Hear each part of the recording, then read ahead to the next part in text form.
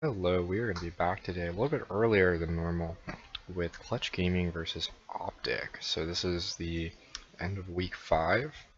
This is the 10th match in LCS for any team. At least day 5, or day 2, week 5 is the 10th match for every team, which definitely, that's the second half of the split. There's 18 games in the regular season. So let's go ahead and check out the drafts. So we don't, no more news for today, unless you're interested in personal coaching, which you can email me for. So Cassie Yasuo, I will start out. Yorick, Orgot, and Draven out. So the more interesting bans here are Draven and Yasuo. Yasuo has recently taken a little bit of popularity. This has to do with the fact that one,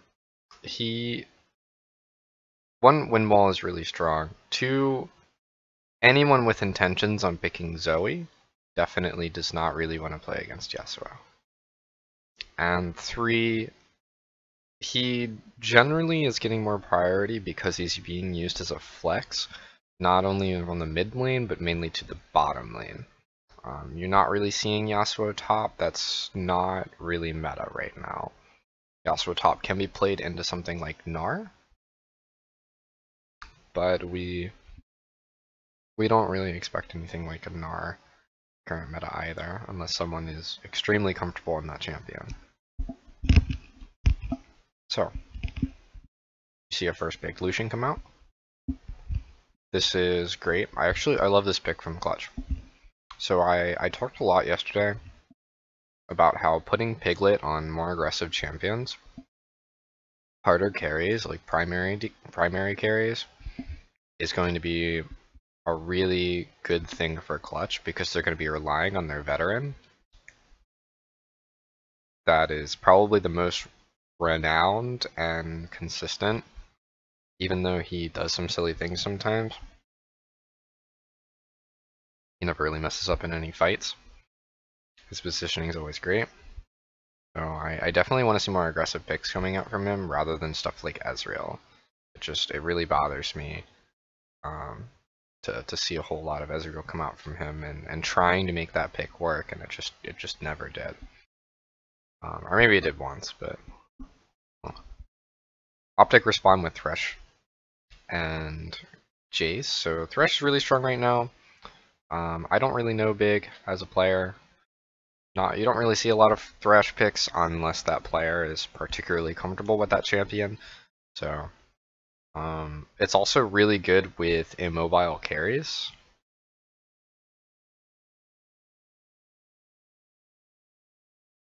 So this makes the bottom lane a lane that can be very seesaw, back and forth. You can play aggressive even with champions that aren't particularly early game champions, because Thresh brings a lot of damage in CC, especially really early on. And Thresh also provides any carry with mobility, so it allows you to be defensive and gives you more options for making sure that the lane doesn't end up in a bad state. So the Jace pick, Jace has been odd lately. I really think of Jace as a stat checker champion. You think of Jace in mid top. Jace jungle has actually been a recent thing, more of as a flex when necessary. It's also not the strongest pick, but it can be used if necessary. Like if the conditions are right, it could be used. I never think the conditions are right, but that's my opinion. So.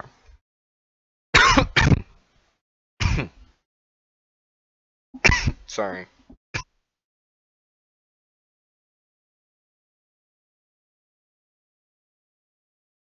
Okay, so Braum comes out from Clutch. Lucian Braum, classic, standard, aggressive, defensive capabilities.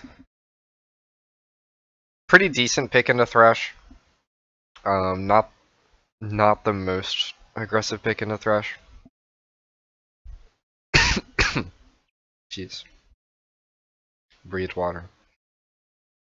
Then you see Nocturne come out. Oh man, I'm dying. Help me. Someone. Come to my house and save me. Heimlich. Okay, so Nocturne's a really strong pick. This definitely encourages the tempo that Clutch Gaming want to play with. So this actually looks like a really strong draft coming out from Clutch Gaming. They have disengage, they have a little bit of engage, they have extra engage, they have assassination, and they have early game and mid game DPS secured. So, and they also have decent wave clear secured, because Nocturne Q and Lucian Q is also pretty good wave clear, and it's really hard to siege against a Braum in the first place. So all great picks. Very, very strong draft coming out from Optic. Or not, from Clutch into Optic so far. So Optic go ahead and they pick up Zoe. So this is honestly the oddest, strangest pick that I've seen in a while. So not only would you normally pick Braum against Zoe, you would also pick Nocturne against Zoe. These are two of the best picks into Zoe that are not direct mid lane counters. So Optic says that we're going to pick Zoe. We're going to ban LeBlanc and Rumble, who are both champions who I guess they're pretty good against Zoe. Clutch decides to pick Pinch ADC. This is like, there are way worse picks for that mid lane matchup. They're just higher risk. Okay, so let's go over what can counter Zoe. Because you're talking about a really bullshit champion, so you really need to counter a bullshit champion with some more bullshit. So one, my favorite counter to Zoe, Fizz. Fizz actually, really early on, can do a number on Zoe. And because he's able to do so much damage early, he's able to get an early lead and pressure. He's able to farm safely past about level 4. Just because he has so much pressure in the lane that the Zoe is not able to walk up and just like auto him. He just has to miss basically the first 3 waves and just hope to get all the experience. And then he's perfectly fine. And then if Zoe ever uses R, Fizz can R where Zoe's going to be returned back to. And it's actually a free max range R for Fizz, assuming you time it right. But you know, I would hope players of the level that we're talking about could time it right. Really nasty counter.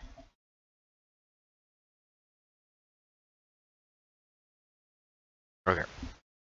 Next counter. A little bit less of a, probably something that I would expect from Clutch, but a little bit less of an aggressive pick. Echo.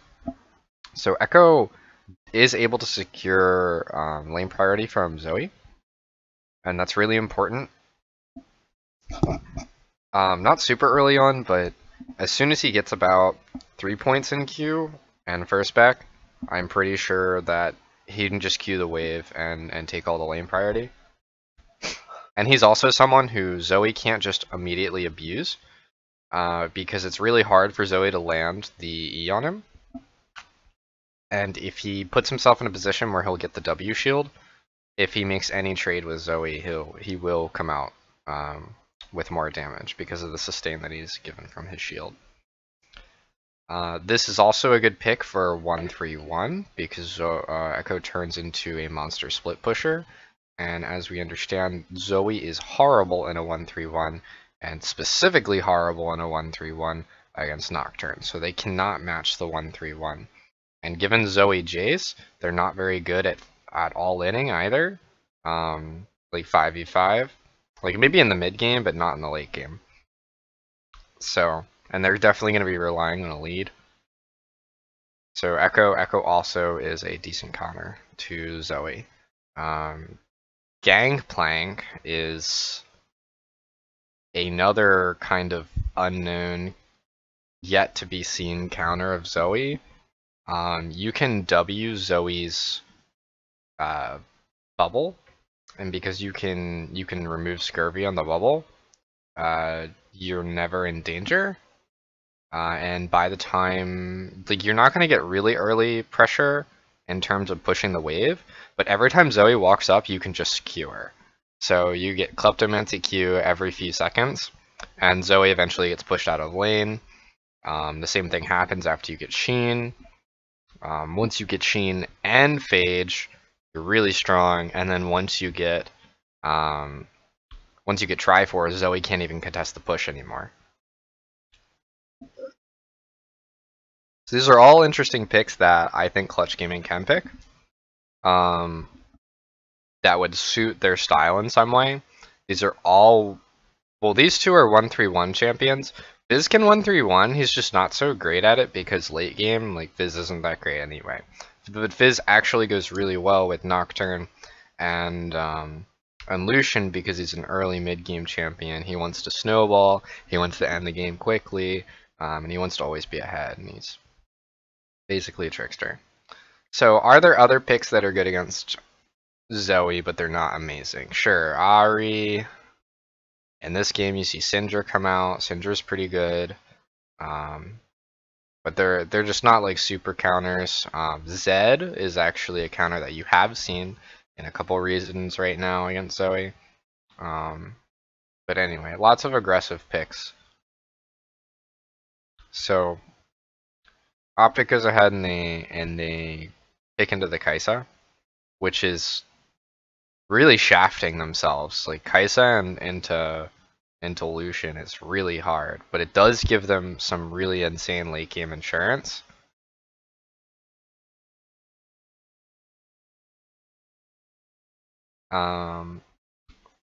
Then Clutch Gaming respond with the Syndra that we've already talked about, and they respond with Malphite. So this is I was told that there was a clear error in this draft, and I hadn't really watched any of the games, because I don't really watch NA.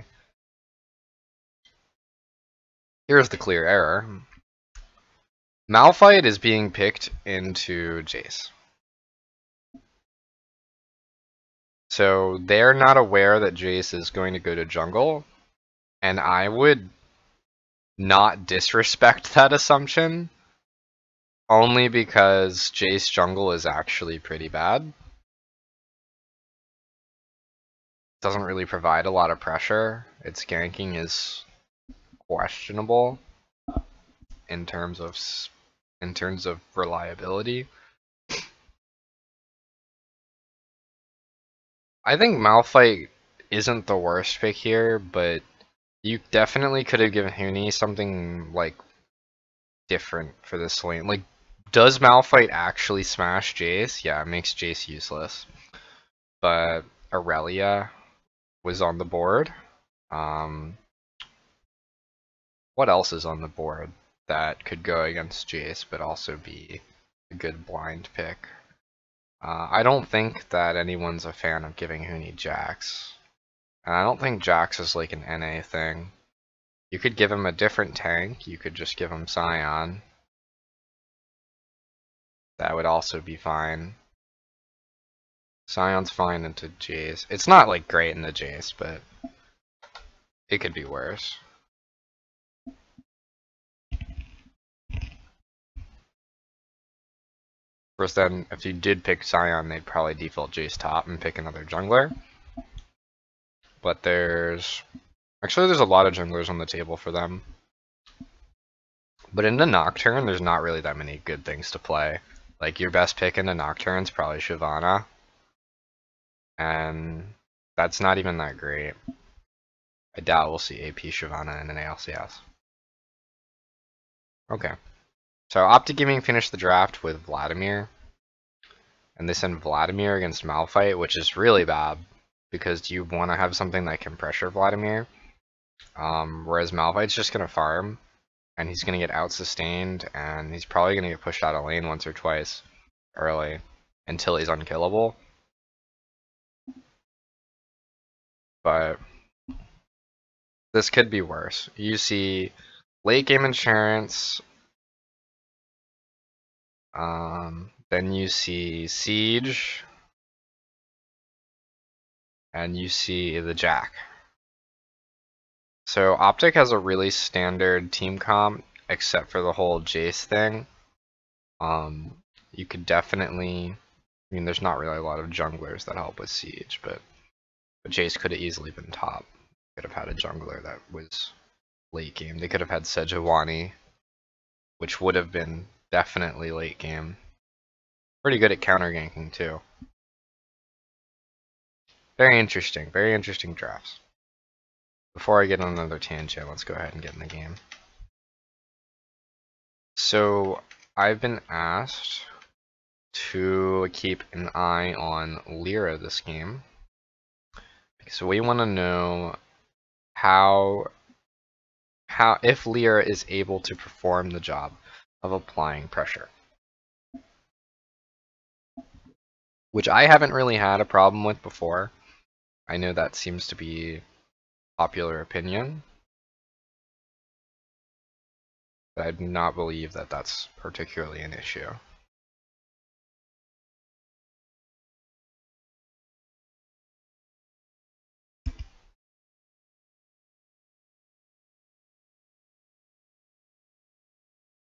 That's Zebutine. Draft and in game, and so for instance the Jace flags today, so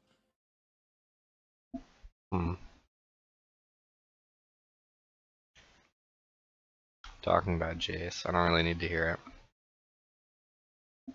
Okay, let's just beat this game up. 5 point, nothing interesting. Go ahead and get into it.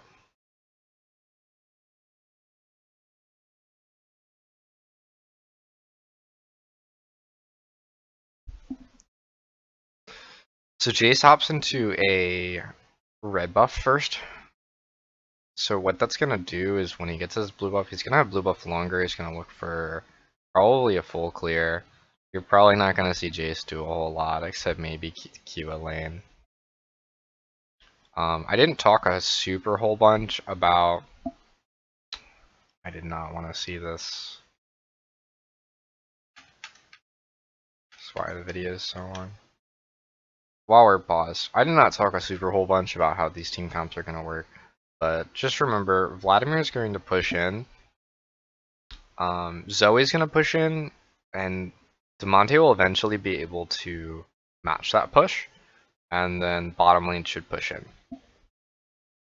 Maybe not early, maybe like level 1, 2, 3, they'll push, but bot lane will generally just start pushing once Lucian has pressure. Also interesting choices, Lucian has Doran's ring. This is just for mana sustain. He wants to be able to farm early and be very free with his abilities, the use of his abilities. This is not the worst thing in the world. I don't frankly think that it's necessary against a Kai'Sa, but it's fine. Nocturne is going to power farm. Jace is going to power farm. Jace might be able to capitalize on a lane if it's pushing really hard, but Jace has all 3 pushing lanes really, really early, except maybe bot, which can give up push, so that Jace is able to gank. But I would hope that Piglet and Vulcan are not that irresponsible, because if one of them gets hit by a thresh hook, they're instantly losing flash. And early flash means that they're not going to be able to pressure this lane as much as they want to. You want to pressure the Kai'Sa, you want to put her behind. And then Nocturne, once he gets level 6, he's going to go ahead and go for mid and bot. He's not going to go to top at all. Once Malphite gets a couple levels and a first back, like a Spectre's Cowl, he's going to be pushing and he's going to be going towards mid with R. And if he does that, then they can actually dive Zoe instantly, full HP. You know, Malphite R, like Syndra powers Q, Malphite R, Syndra gets another Q, Syndra stun, W, all insta kill. So that should be Zoe. Zoe is really just dead this game. And if they really wanted to overkill her because she has stopwatch or something, they can also have Nocturne waiting with ultimate. So Crown should have a lot of pressure on him this game. And then he can also go bot. So very interesting. And we've already talked about how these guys are early pressure. This is also a snowball champion. This is also a snowball champion. And then this is particularly good. It's just a late tank. Like he's just gonna get tankier and tankier as the game goes on. Basically unkillable. And then you have the anti-siege. And then you have wave clear. So they're just looking for this also helps with picks. Pick. It's definitely a tempo comp. This is not something that this is not something foreign for CG. Although it's nice to see that Piglet gets the resources rather than Huni.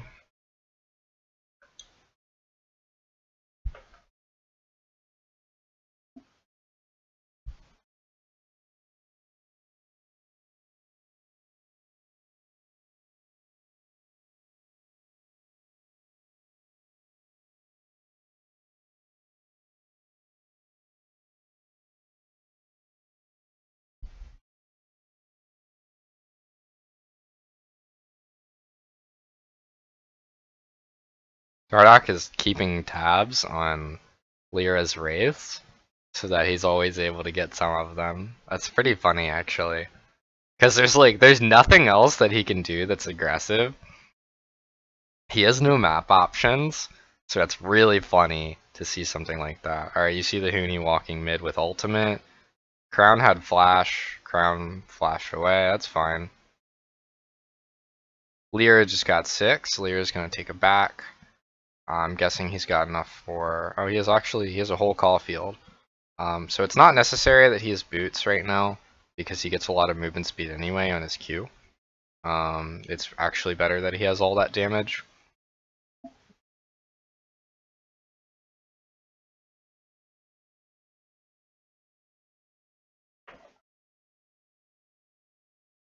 This is a good blue invade.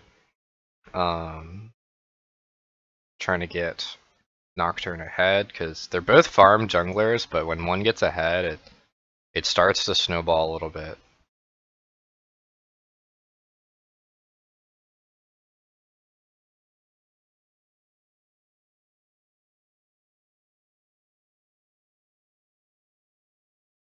I don't really see why this is part of the win condition, but okay.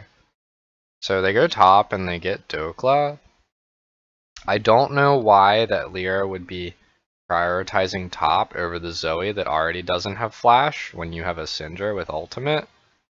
So, you know, that's just my opinion, but this is you're feeding Huni, and like, don't get me wrong, the idea here is that Lyra gets the kill.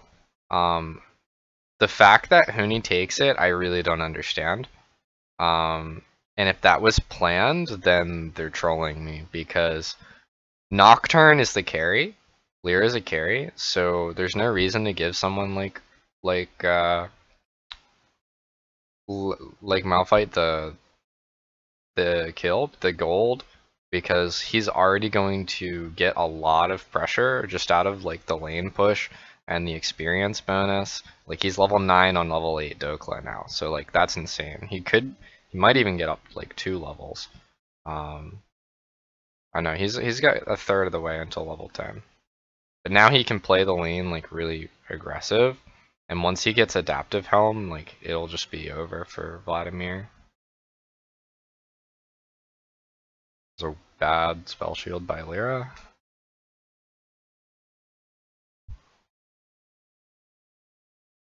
Man, we do see Lyra Nocturnal up, so he's like really trying to get pressure. So you see that around the mid lane, CG has taken a bunch of vision control. They've tried to deny all of the vision control possible for Optic. The problem is that Optic is actually not giving them a opportunity until now.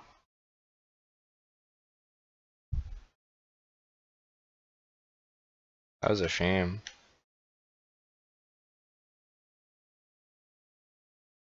I think that was actually a mistake by Demonte. Check this out. Okay, so you don't need the ult here. This is the Syndra ult windup. When you ult here and that ult gets stopwatched, it only hit 1 ball out of 4. Actually, it could have been 5. So like you actually would see a dead Zoe here. Yeah, that's a dead Zoe with a full Syndra ult. So that's a mistake on Demonte. Zoe should be dead here. Because her flash was just coming up, I think. Or even if she had flash, if she flashed away and Syndra ult was chasing her and she died for it, that would be even worse for her.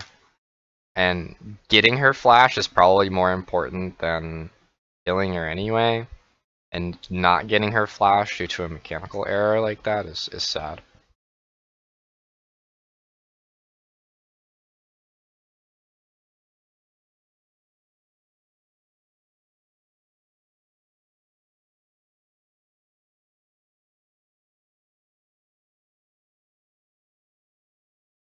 Yeah, the wind up for that play was good. It was just the early ult. Not to say that Crown was probably gonna always ult, or always. He used it for to dodge the Nocturne damage as well. So yeah, this is just bad. Like Nocturne has to ult to get in. And Zoe actually Zhonya's the Nocturne ult. So that actually would have been 300 more damage, or maybe it's 200-ish. It should be 150 at level 1 plus like 0.8 AD or something, bonus AD. Something kind of dumb. Lots of damage. She Zhonya's that. And she was probably going to Zhonya's that in all cases, because if she gets hit by both ults, like she's dead, but if she also gets hit by one ult, she's also dead. Like if you think about it, there was if she only got hit by one of their ults, she was dead. But she would have been she managed to get both of them on her Zhonya's. Really sad.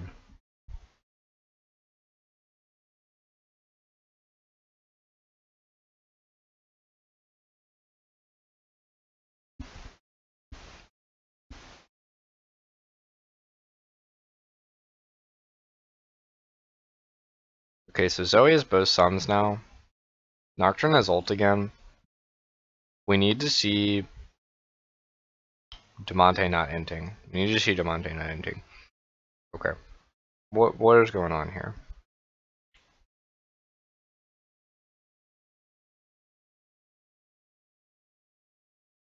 Why is Vulcan here?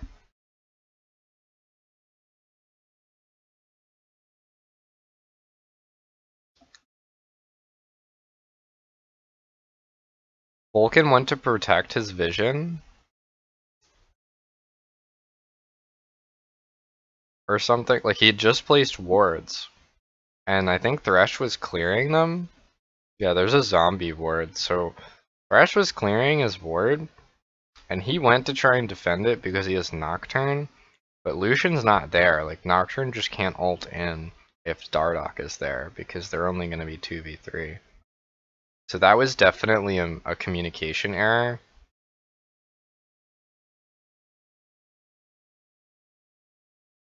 On top of the fact that Demonte just got very outplayed. This is really sad from CG. I liked it yesterday, seeing Demonte on someone who was going to hold the lane. And I said a lot about champions that were just going to hold the lane anyway. Because Crown is a world-class mid laner. And I think Demonte's a great mid laner, but he just doesn't have the experience that Crown has. He's not going to be able to hold up for that pressure. I would have preferred to see him on something like Gangplank Or, I mean, even Aurelia is a counter to Zoe, but it at least also gives him just so much more like lane pressure in terms of just like not having to do anything, but still getting the pressure. Another kill over to Huni. I really wish that gold was going over to Lyra. That's like, because Lyra's forcing that because it's the only thing that he has. So like this is actually really good by Lyra. Lyra is trying to do the best he can to find openings because his openings have been denied from him in mid and denied from him in bot. Like they were probably fishing for an opening in bot down there when he was hovering, and then Vulcan moved up. And I'm saying this because, like, I mean, maybe it could be a communication error, but I do not see the issue with Lyra this game. I find him to be playing pretty well, at least up until the 20-minute mark, up to now.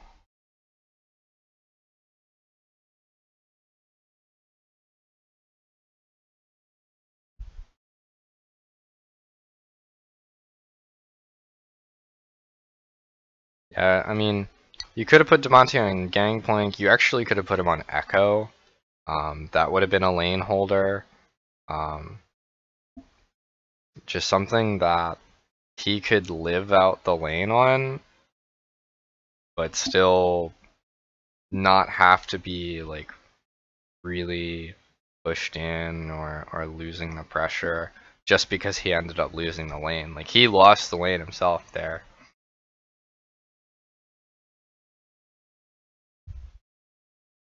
And his first death wasn't a solo kill, but he was playing really pushed up, and then he just got punished for it, and then he got solo killed. So definitely lots of error on his part. Another thing he could have played actually was Lissandra. Lissandra would have been so much safer. And Lissandra Nocturne against Zoe is actually way nastier than Nocturne Syndra. And Lissandra would have like kept the they don't need the damage of Syndra to win this game. Like Lucian Nocturne is great with another bruiser. On the upper hand, Huni's starting to win the push. I don't think it's actually possible for him to kill Dokla, but he is getting damage under the turret, which is really nice.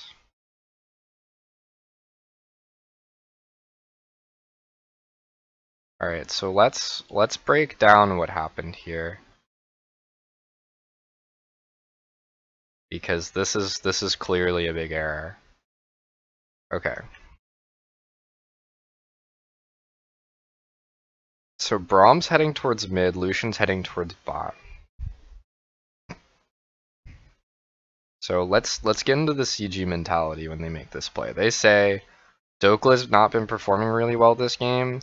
Let's try and get a lead where he is, and let's try and take an objective where he is.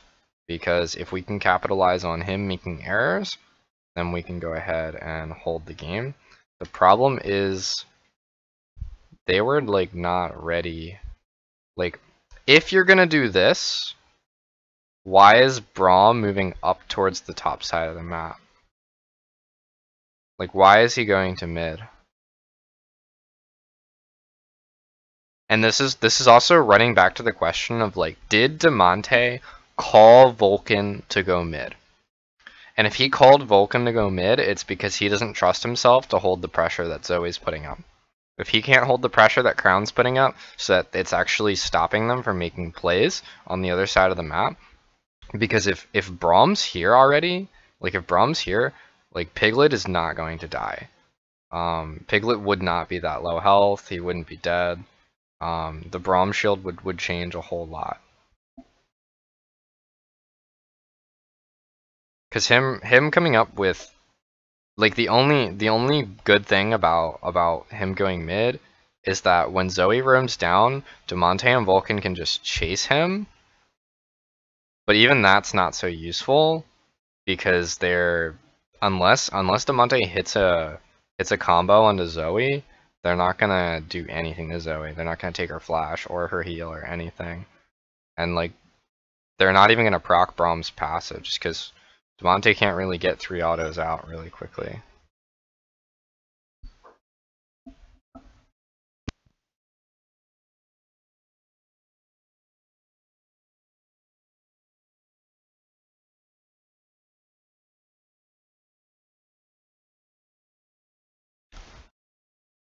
Imagine Braum's there too. Like, seriously, imagine Braum sitting in this bush. Malphite ult, Braum ult starts to come, knocks him up again. Dude's knocked up right now. He would actually get one shot. He would get 100% one shot if he got knocked up again. Braum even has flash. He could have flashed onto him and knocked him up in his face and got like the whole like 0.5 second knock up. Or maybe I think it's 1 second if it's close.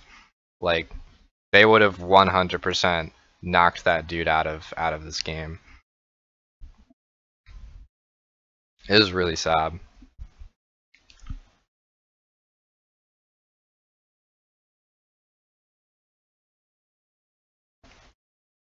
And I don't want to be mean to any player. I want to see this how it is. So but how I see it right now is Demonte is calling for a lot of resources because he's on a champion who you're supposed to give resources, but he did not play his part this game. Like, look at Dokla. Dokla is not calling for... Dokla never called for resources this game. You never see Jace even appear top. Or you never see Zoe go top. Like, you don't see them doing something that isn't particularly useful. Because it's not important. It's not important for Dokla to get resources. And Dokla, while losing, never asked for resources. Or maybe he'd asked for resources, but his team was probably like, "Hey, dude, shut the fuck up. You're feeding. Like, go away. Go farm. Go be Vladimir." Which is fine. Like, you know, maybe they say it a little bit more tactfully, but.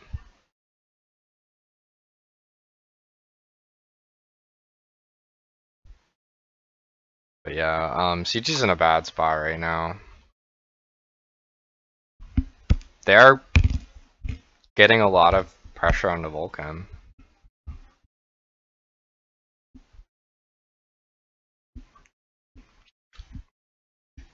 So this is interesting. Okay, so Kaisa Jace, Kaisa Ginsu's Jace, double Mountain Dragon. If this was just one Mountain Dragon, this would be a whole different story. But Lyra makes this play, and I would say that after working with a lot of teams, and the way that this fight goes, that I think killing Dokla again is not Lyra's call. I think this is the team's call. I think the team actually tells Lyra, hey, like, why don't you get a pick on Dokla? We really want that tower. We can 100% make sure that they're not going to get Baron. The problem is they melt Baron. They all died. Like Geisa lived and she lost Flash. So like there's not a whole lot that Optic has left from that Baron. In fact, that actually just gives CG quite a bit of pressure. So you're looking at 4 kills for a Baron that's not going to be useful, and a tower. So they were down. Let's see how much they were down before the Dokla kill. So they were down about 2,400. They were down about 2,400, and they get mid tower. Oh my god, fucking replays. And now they're down 300. So this is insanely good for CG. So I don't want anyone to look at this and say like, oh my god, it's such a big error. This is just CG accelerating the game.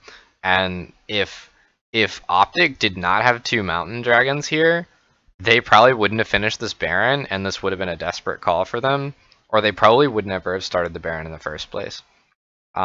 Because even though they have the smite, they would probably all die, and they might not get the Baron, because if they kill the smite, if they kill Jace before the Baron's dead, then CG gets the Baron. That's really bad. So Optic gets to play with a Baron buff Kai'Sa.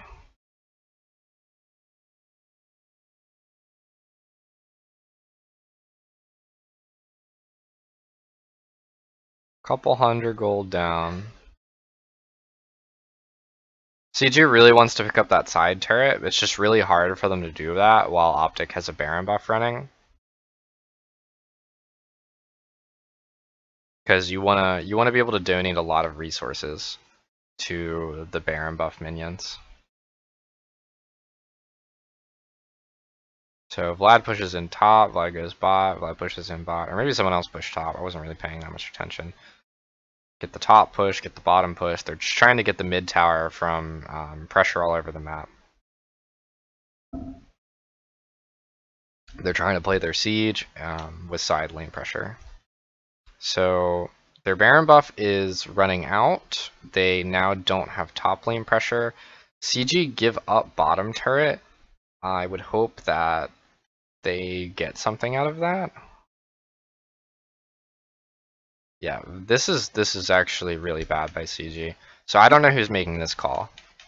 So CG say, okay, we almost got Dardoch.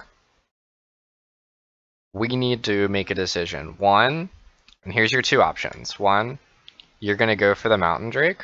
2, you're gonna go try to force the enemy team off so that you can capitalize on your top minion wave, and you're gonna get a tower and possibly a kill. Or 3, you're gonna stop the Vladimir, and you're not sure if you're gonna get Dragon or not. Or even if you stop the Vladimir, it probably won't mean that you lose Dragon. It just means that Vladimir is going to have a faster route to Dragon than whatever player you use to stop that push. So it does make the game hard here.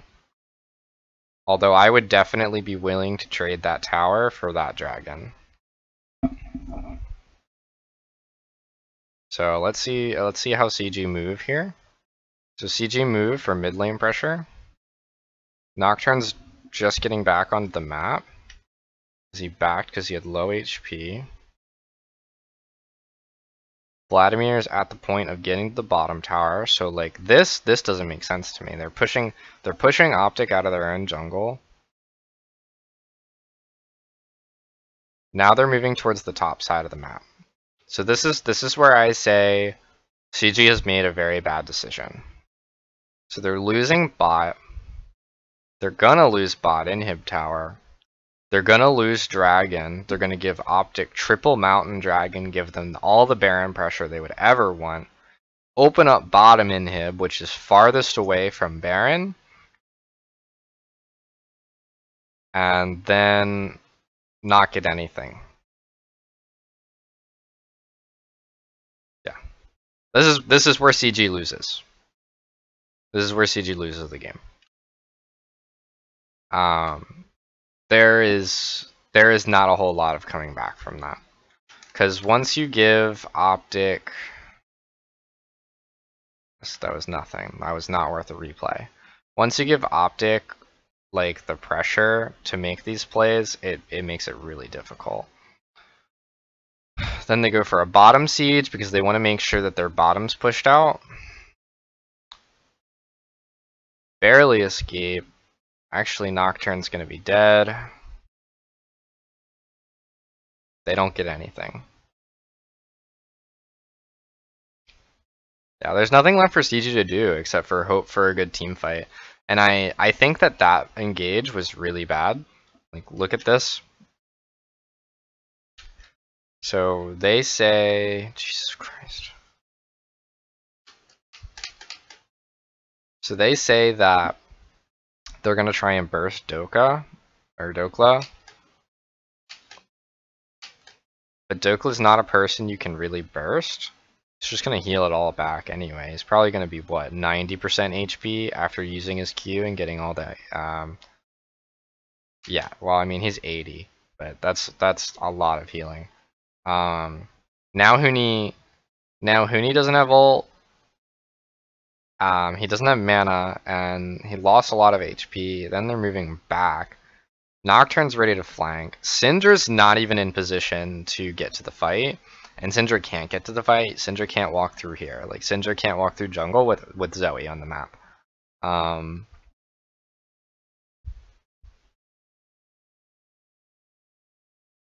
So Demonte is frantically trying to come help. Uses ult onto Jace, which is probably going to die anyway if he just hit Q or the stun or I don't know, whatever. There's a good engage. Too bad it's too late. Okay, so this is abysmal. And I mean by this I mean the Zoe bubble. They all have to enter through the open area. They can't have anyone enter through here because Zoe bubble's actually just that oppressive. There's no way for a champion model to get through that tiny zone. So when they lock off 2 of their players from the Baron for so long, and Nocturne's not on the map, they're not going to get anything out of the fight.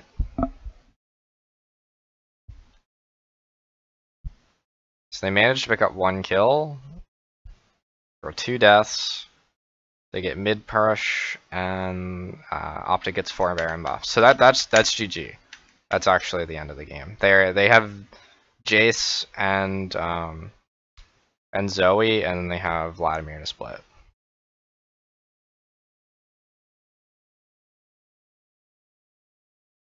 And they can't really lose fights because they have Kaisa.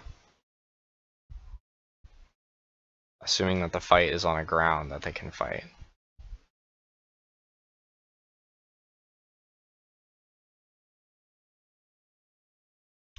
I think Optic got scared here from the Nocturnal, because the Nocturnal actually cuts vision off from Dokla, so Dokla can't see what's going on here.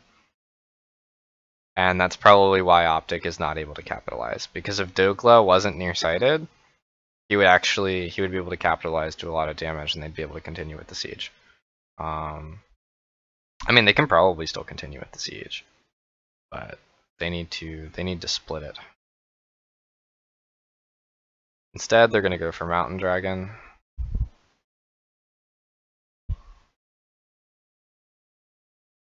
Top lane push actually ends up being fruitful for Optic. Oh, just shy of fruitful. Right there. Did they finish that dragon? Wow. They melted that thing. Triple Mountain Dragon is insane. Now they have sexed a Mountain Dragon. And I think if I were Optic, I would be okay with trading like 1 person. Like, Arrow died without using summoners. He was actually prepared to use his life to make sure that we got out with some Mountain Dragon, or with some Super Mountain Dragon buffs.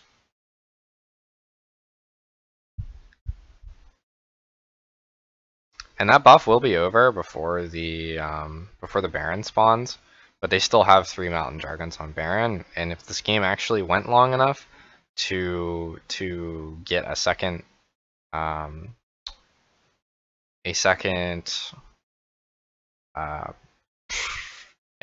Elder Drake, game would be over. They just need to auto that once and it's gone.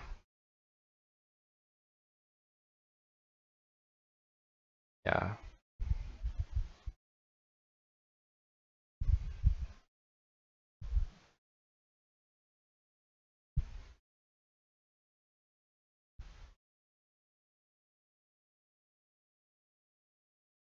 Yikes. Crown is just nasty.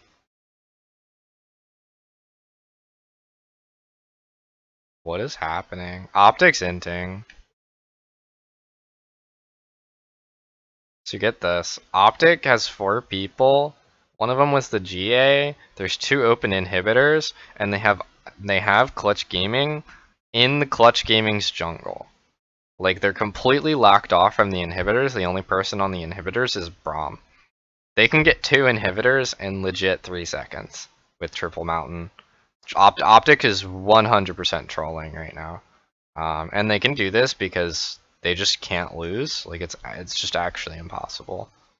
Or, well, I guess they could lose, assuming that they all die here. And they give up Baron. Can CG even do Baron right now? Yeah, they can't. Optic's actually trolling. Optic's bad. So it's really sad to see that they're gonna win because they got outskilled. But this is clearly a game that CG could have won.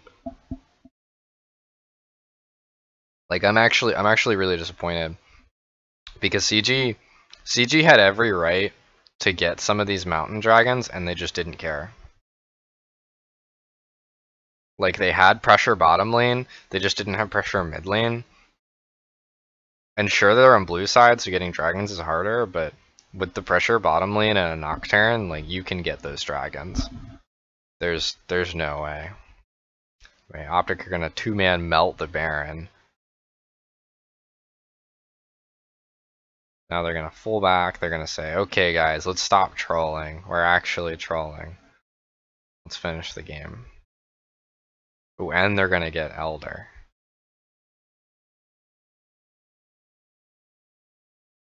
So CG finally says, okay, well, we can't really trade anything for this double buff that they're trying to get. So let's go ahead and one-shot Crown. They might lose 4v5. Yeah. Like, the late game insurance that Optic has with Vladimir and Kaisa is insane. Like, there's no way. Even one-shotting Zoe was not enough to win that fight. Maybe if they one-shot Kaisa, they could do something that fight, but that was kind of depressing. All right, so let's recover a couple things this game. One, I don't like Demonte on picks like this, on picks where he has to perform, because he's clearly not performing up to the standard that he needs to. I think that Lyra is not the issue. Lyra did everything he could this game, and I don't think that call where he goes bot is actually his call. I'm pretty sure, from what I understand when I talk to McScry, Vulcan and Demonte are really big voices on the team. Huni also might have something to do with shot calling. So with these three making the decisions, they're probably not thinking about, oh, double Mountain Drive and Optic are gonna one-shot the Baron, and then they actually end up giving them third Mountain Dragon later over nothing. They just decide to give it to them, even though it was free. Like, they had the pressure, they could have went and controlled that zone. They just decided not to. So there is definitely some decision-making errors that caused Clutch to lose this game when it was very winnable. Even with Demonte underperforming and losing hard early, this game was winnable. So yeah, my conclusion, I like Demonte on things where he's just gonna farm. He's not that bad in team fights. He's not someone who's gonna beat Crown in lane. Like, you can't give him a risky pick against Crown. You might be able to give him a risky pick against, like, quite a few mid laners. But I don't know. Crown smash everybody. Piglet is great on on aggressive picks. Give Piglet more aggressive picks. Lyra, not really that big of an issue. Clear drafting error with the Malphite, it was fine. Like, this is not... The Malphite was not the end of the world this game. Like, Malphite was clearly useful. He's very good for a tempo comp. Like, maybe it's possible that CG actually planned on picking Malphite. It's probably not that. Like, they probably would have preferred to have something that was a little bit more useful than Malphite. Like, Malphite is an R plus meat tank. Like, he's just a piece of meat. Pretty nasty and powerful piece of meat, but yeah, this is Clutch actually doing really well. They're just making some really silly macro mistakes, and they really need to go back to fundamentals in order, because fundamentals would have won this game because they actually had the advantages that they needed.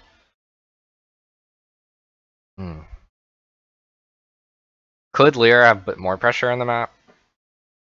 I don't think so. Like, he used his ult a lot in the early mid game. Like, he put a lot of pressure on the map. Could it have been possible that CG tried to make plays bottom lane with Lyra's ult? Yeah, but you needed mid lane to do that. Like, you're not just gonna go dive a Thresh without Alistar. Like, you don't have Alistar, like some kind of heavy tank to dive.